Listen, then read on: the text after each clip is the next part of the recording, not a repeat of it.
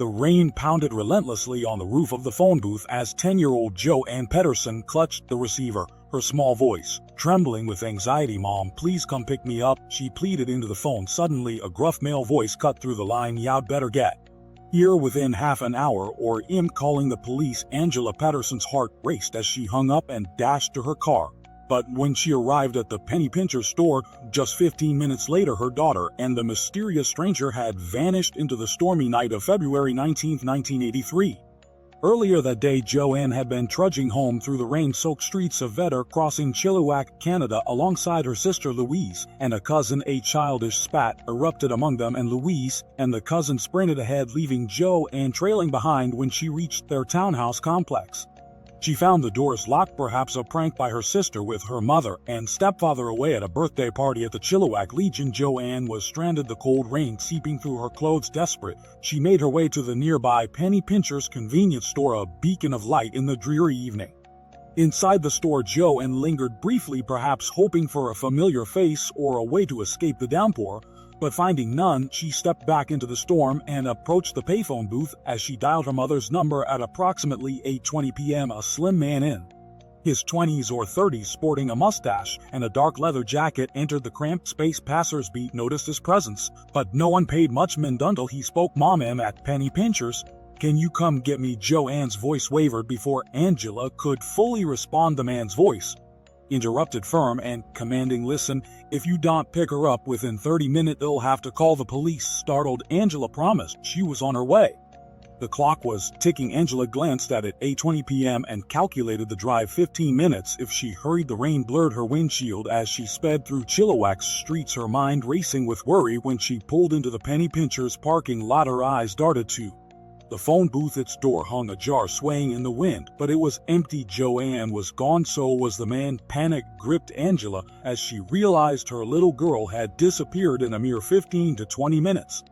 Angela wasted no time alerting the Royal Canadian Mounted Police. Within hours, a massive search unfolded. Officers, volunteers, and dogs scoured the area. Helicopters buzzed overhead, their spotlights piercing the night, while kayaks glided along the nearby river. Yet despite the exhaustive effort, no trace of Jo-Anne emerged. "We have searched everywhere possible on foot, with dogs, aircraft," Sergeant David Ayres later reported. "We even had kayaks on the river without success. It was as if the earth had swallowed her whole."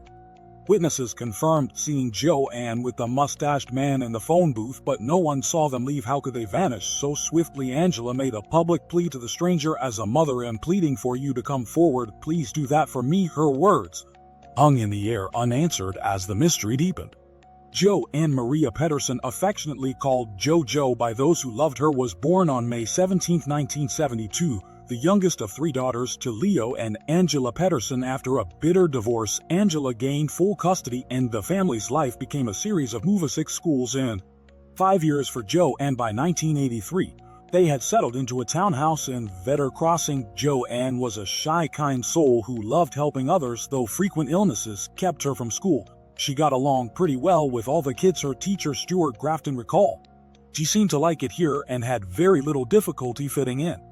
2 weeks after Jo-Anne vanished on March 5th, a chilling clue surfaced. Her grandmother, Mary Riley, picked up her unlisted phone to hear a man say, "Listen to this," followed by a child's cries. Mary swore it was Jo-Anne's voice, a sound that pierced her heart. Sergeant Ayres found it credible. "There is no doubt in my mind that it was the child. I'm convinced she's alive." But the call was too brief to trace, and the lead slipped away like smoke. Chilliwack reeled from the lost. Parents tightened their grip on their children, and the community's innocence frayed. "Our mothers are really picking on us now," said Jo-Anne's friend Tracy Jarson. "We're supposed to walk home with other kids and come straight home when it starts to get dark." Cindy McPhail, Jo-Anne's best friend, felt the sting of helplessness. "It's shocking to know your best friend is missing, and you can't do anything about it except help to look."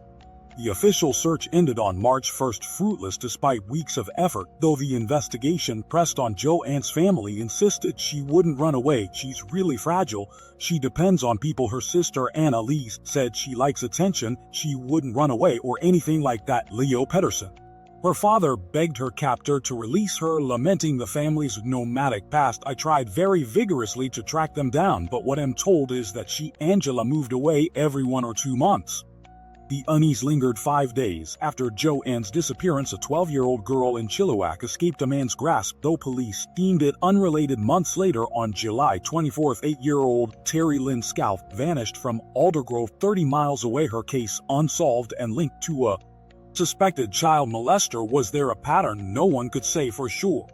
Decades passed, but Jo-Anne's story refused to fade. In 2008 and 2011, anonymous letters arrived at the Chilliwack RCMP hinting at insider knowledge. The 2011 note, according to Corporal Tammy Hollingsworth, contained details only this person would know. Then in 2023, a breakthrough: the man from the phone booth was identified via the 2008 letter and ruled out as a suspect. His name stayed secret, leaving questions dangling. Why had he fled that night? Why the silence for so long?